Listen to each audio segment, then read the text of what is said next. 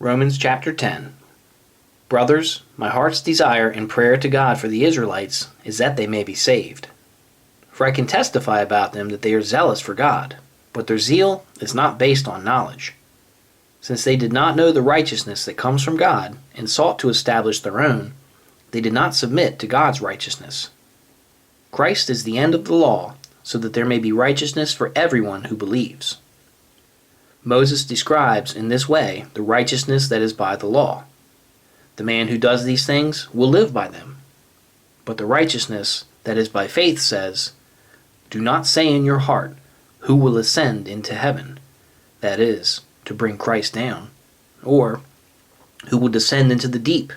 That is, to bring Christ up from the dead." But what does it say? The word is near you. It is in your mouth and in your heart. That is the word of faith we are proclaiming. That if you confess with your mouth Jesus is Lord and believe in your heart that God raised him from the dead, you will be saved. For it is with your heart that you believe and are justified, and it is with your mouth that you confess and are saved. As the scripture says, anyone who trusts in him will never be put to shame. For there is no difference between Jew and Gentile.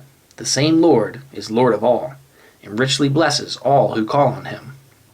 For everyone who calls on the name of the Lord will be saved. How then can they call on the one they have not believed in? And how can they believe in the one of whom they have not heard? And how can they hear without someone preaching to them? And how can they preach unless they are sent? As it is written, "How beautiful are the feet of those who bring good news."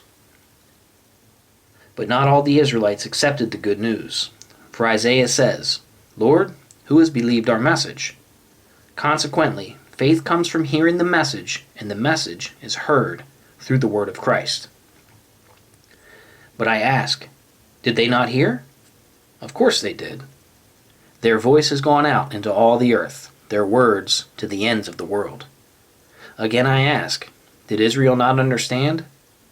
First, Moses says, "I will make you envious by those who are not a nation. I will make you angry by a nation that has no understanding." And Isaiah boldly says, "I was found by those who did not seek me.